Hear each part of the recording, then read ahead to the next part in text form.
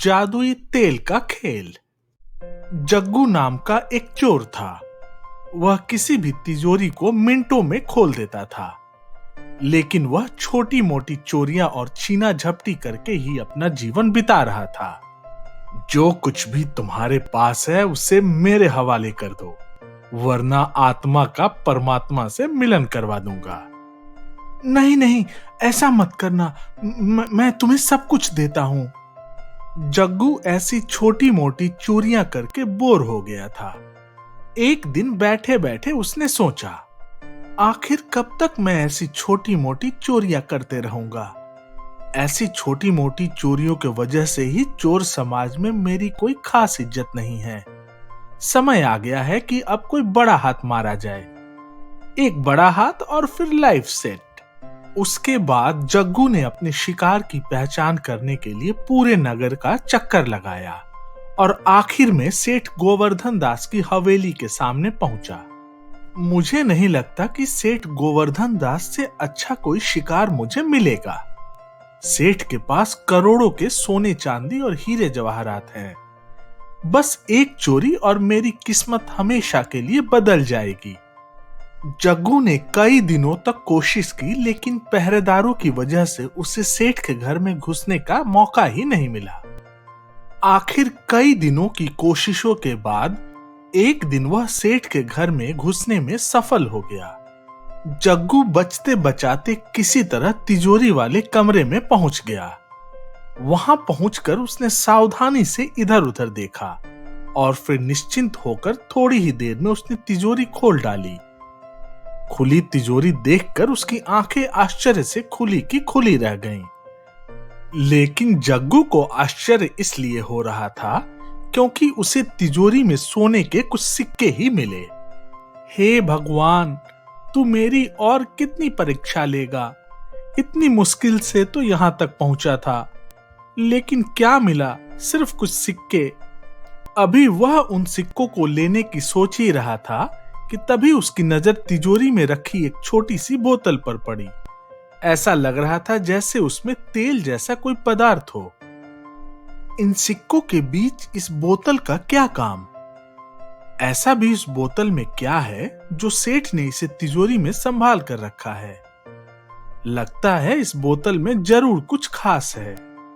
यह सोचकर उसने जैसे ही उस बोतल को उठाकर देखने की कोशिश की, तभी उसने एक तेज सुगंध महसूस किया। वो एक अद्भुत खुशबू थी। वो खुशबू उस बोतल से आ रही थी। वाह, क्या खुशबू है! लगता है बहुत महंगी होगी। इसे यहां छोड़ना ठीक नहीं होगा। इसी बीच जग्गू की आवाज और उस तेल की खुशबू के कारण सेठ नींद से जग गया। जैसे ही सेठ ने जग्गू को तेल की बोतल के साथ देखा, अरे अरे बेटे, तुम सब कुछ ले जाओ, लेकिन ये तेल का बोतल नहीं। ये तेल तो... चुप कर बुड्ढे, बिल्कुल भी आवाज नहीं। कहने को तो सेठ, लेकिन तिजोरी बिल्कुल खाली। लेकिन ये तेल तो... मैंने कहा ना, बिल्कुल आवाज नहीं। इसके पहले कि गोवर्धन दास कुछ और बोल पाते, जग्गू वो सोने के सिक्के और तेल का बोतल लेकर वहां से भाग चुका था। अगली सुबह जग्गू को चोरों की मीटिंग में जाना था।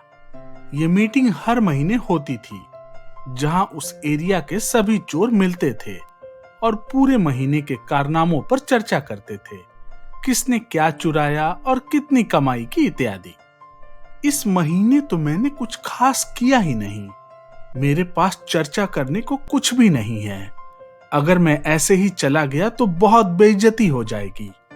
वैसे भी लोग मुझे छोटा चोर ही मानते हैं। क्यों न मैं कल रात को चुराई गई तेल लगाकर जाऊं? उस तेल की खुशबू तो अद्भुत है। मुझे पूरा यकीन है कि अगर मैं उस तेल को लगाकर गया तो निश्चय ही छा जाऊंगा। उसके बाद जग्गू ने खूब बन ठन कर वो तेल अपने बालों में लगाया। उस बोतल में बस एक बार लगाने लायक ही तेल की मात्रा थी। जग्गू ने आज अपने सबसे अच्छे कपड़े पहने थे। मीटिंग के लिए जाते हुए जग्गू को रास्ते में उसका दोस्त वीरू दिखा। वीरू को देखकर जग्गू ने हाथ हिलाया। वीरू, कैसे हो मेरे दोस्त? आजकल दिखाई नहीं देते। लेकिन वीरू ने जग्गू की बातों का कोई जवाब नहीं दिया। वीरू ऐसे व्यवहार कर रहा था मानो उसने जग्गू को देखा और सुना ही नहीं हो। घमंडी कहीं का। इसने नई कार क्या खरीदी, खुद को अमीर समझने लगा, अपने दोस्तों को ही भूल गया। खैर, जग्गू मीटिंग में पहुंचा। वहां भी उसने बाकी चोरों का अभिवादन किया। लेकिन आश्चर्य की बात यह थी कि बाकी के चोर भी ऐसे व्यवहार कर रहे थे कि मानो जग्गू वहां हो ही नहीं। जग्गू ने बाकी लोगों का ध्यान अपनी ओर खींचने का भी प्रयास किया, लेकिन सारे प्रयास बेकार हो गए। अंत में उसे बहुत गुस्सा आया और उसने कालिया चोर को एक जोरदार तमाचा मारा। अबे कौन है ये? किसकी मजाल हुई मुझे हाथ लगाने की? जग्गू वहीं खड़ा था, फिर भी कालिया उसे देख और सुन नहीं पा रहा था। जग्गू को अब थोड़ी थोड़ी समझ आ रही थी। वह समझ गया था कि लोग उसे देख और सुन नहीं पा रहे हैं, लेकिन महसूस कर पा रहे हैं। अब तो जग्गू की खुशी का ठिकाना नहीं रहा। उसे समझ आ गया था कि वो किसी कारण से अदृश्य हो गया है, लेकिन वो क्यों अदृश्य हुआ है ये जानने की कोशिश करने की जगह उसके मन में कुछ और ही खुरापात सूझ रही थी। उसने सोचा कि मौके का फायदा उठाना चाहिए। इसी उत्साह में उसने सोचा कि वो नगर के सबसे बड़े आभूषण की दुकान में चोरी करेगा।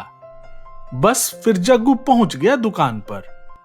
वहां पहुंचकर उसने ढेर सारे सोने और हीरे जवाहरात अपने जेब में भर ली।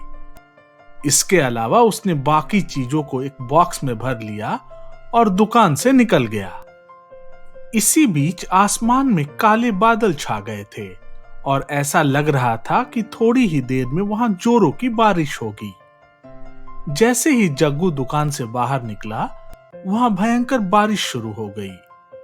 इधर जग्गू बारिश में भीगा तो जादुई तेल का असर भी जाता रहा और वो अदृश्य नहीं रहा। उधर जब सुनार ने दुकान से बहुत सारे कीमती गहने और हीरे जवाहरात गायब देखे तो वो शोर मचाने लगा।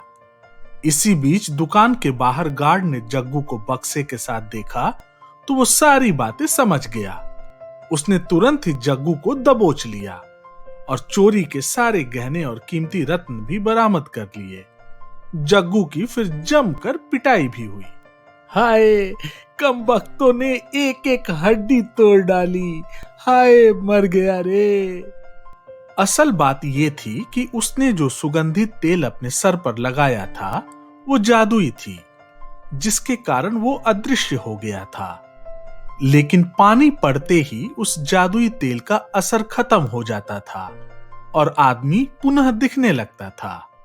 गोवर्धन दास उसे उस रात को वही समझाने की कोशिश कर रहे थे, लेकिन जग्गू तो अपने धुन में ही मस्त था और उसने सेठ को ही चुप करा दिया था। काश उसने गोवर्धन दास की बात सुन ली होती तो उसे आज ये दिन नहीं देखना पड़ता।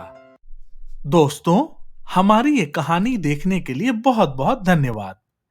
ये कहानी आपको कैसी लगी कमेंट बॉक्स में लिखकर जरूर बताएं। अगर आपको कहानी अच्छी लगी हो तो लाइक, शेयर और सब्सक्राइब करना ना भूलें। और हां दोस्तों, बेल आइकन भी जरूर दबा दें, जिससे कि आपको हर नई कहानी के बारे में पता चल सके।